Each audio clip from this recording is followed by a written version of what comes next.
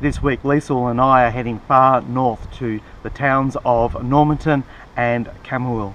The reason being is that a couple of years ago we attended a Baptist senior pastors gathering in Geelong, and a guest speaker challenged us to not only visit missionaries in other parts of the world, but not to forget about the Indigenous communities of our own country.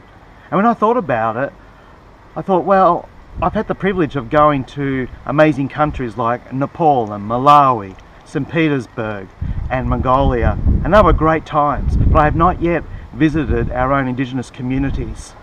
And so this week we are wanting to go and visit some friends and missionaries of the church in Normanton and Camberwell, and to learn about the Indigenous culture and how Reedy can have more connection with these communities.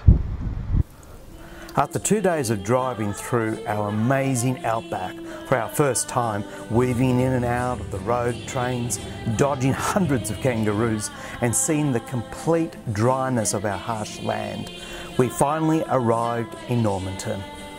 Our first pleasure was to drop off the many items of bed sheeting, clothes and towels donated by this church. Doug Thomas sends a big thank you back to our church. Cynthia Thomas grew up in Normanton and returned to this town in 2014 to be the teacher at the Gulf Christian School, which was commenced by her church. And then Doug moved to Normanton at the end of 2014, and he now works full-time at the Information Centre in the town. Their church, Normanton Assemblies of God, where Cynthia grew up, was planted by AIM, Aborigines Inland Missions. A few months after arriving, their pastor retired, and so the church asked Doug to be its pastor. And so a typical Sunday starts with Doug driving the bus around the town, picking up various people. He and Cynthia then welcome people at the door, ready for the official start at 10:30, which doesn't really commence for another 10 or 15 or perhaps 20 minutes later. The church is predominantly Indigenous, numbering around about 60 people, spread across the morning and evening services. They love to sing and worship, and at each service people come forward for prayer ministry. Doug preaches twice on Sundays, drives the bus to and from the church twice a day, and they both lead various groups through the week, all on top of their full-time jobs. While we met several Indigenous and heard some of their stories, we spent much time with Doug and Cynthia, seeing the sights and hearing their stories. In Camberwell, which is half the population of Normanton of just 300 people, Jono and Grace Wright have served the Indigenous community for 10 years with AIM. Our church supports their work. We attended their prayer meeting, which met under the beautiful stars. It was there that we heard the stories of those Indigenous present. Our exposure trip taught us several lessons, but it also taught us about the culture of Australia's first people. But we also heard a number of stories of injustices and their hardships. Cynthia took us to two significant areas around Normanton. One was the mission station where she grew up. In the 1950s and 60s, all Indigenous were forced out of the town, away from white folk, and forced to live on this mission station that had large tin sheds where several families at a time had to live.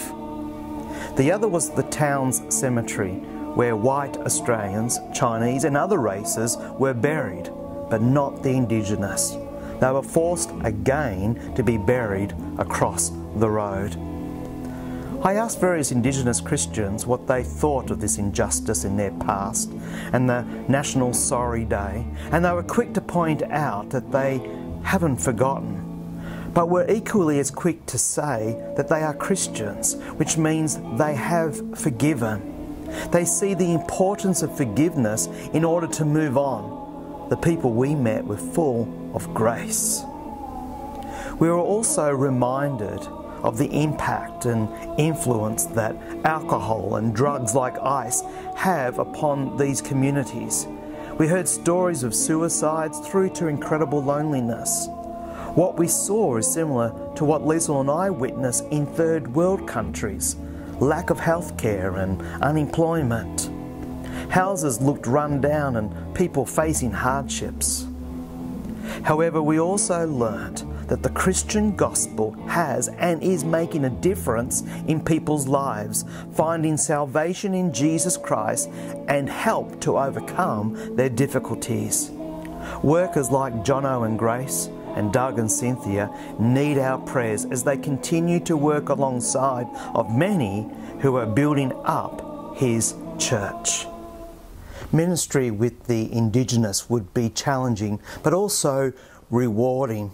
But added to this is ministry in the Aussie outback with issues such as isolation and lack of resources.